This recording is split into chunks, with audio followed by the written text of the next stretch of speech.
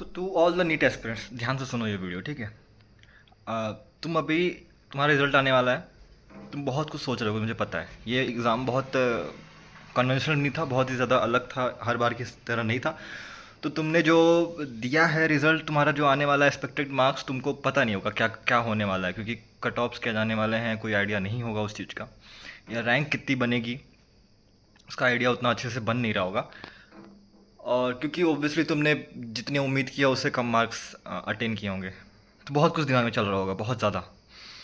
और मैं बस इतना एडवाइस करना चाहूँगा कि देखो, इन सब के बीच में तुम यूट्यूब पे बस ये ढूंढते रह जाओगे कि यार क्या करना चाहिए क्या नहीं करना चाहिए, और बहुत सारे लोग ऐसे हैं जो तुमको बहुत सारे ज्ञान देते रहेंगे कि तुम ड्रॉप कर लो, तुम सक्सेसफुल होना चाहते हो तो लगे रहो, नीट निकालना चाहते हो तो लगे रहो।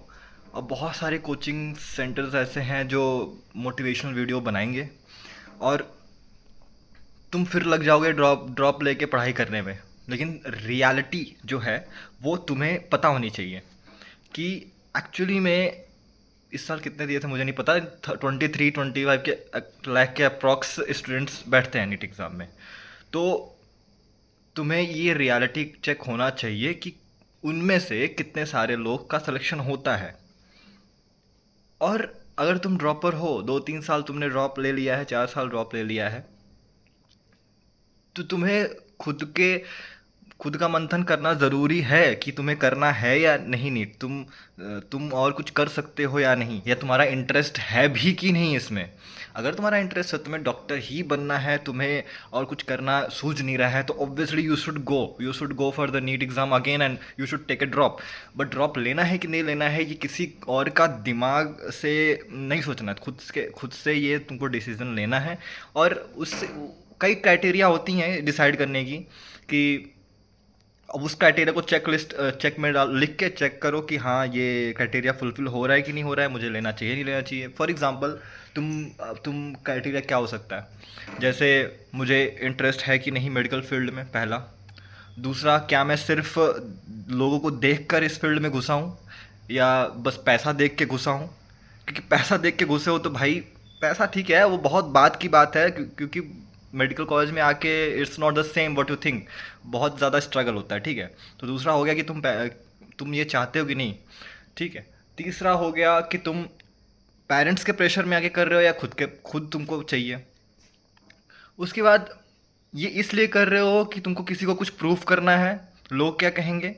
तो ऐसे बहुत सारे क्राइटेरियाज हैं जिसको तुमको चेक करना है कि देखो मैं इनमें फुलफिल हो रहा कि नहीं। और किसी और के कहने पे you can't say your circumstances, you can't explain the circumstances जिसमें तुम हो दूसरों को।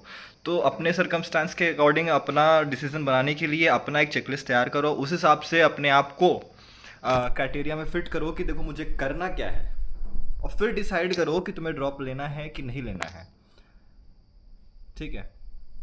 तो बस इतना सा ही है कि नीट का एग्ज़ाम हर साल तो आता है, बट जितना मैंने एक्सपीरियंस किया है, ये एक तरह का चक्रव्यूह है कह लो, कि एक बार घुसने के बाद निकलना बहुत मुश्किल हो जाता है, क्योंकि तुम हर बार ये सोचते हो कि यार थोड़ा सा रह गया है, अगली बार मैं कर लूँगा।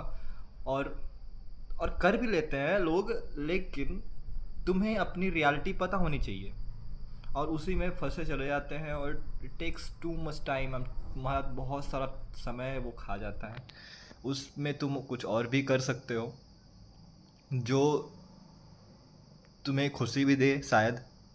वो तुम्हें डिसाइड करना है खुद से कि तुम्हें सच में क्या करना है, ठीक है।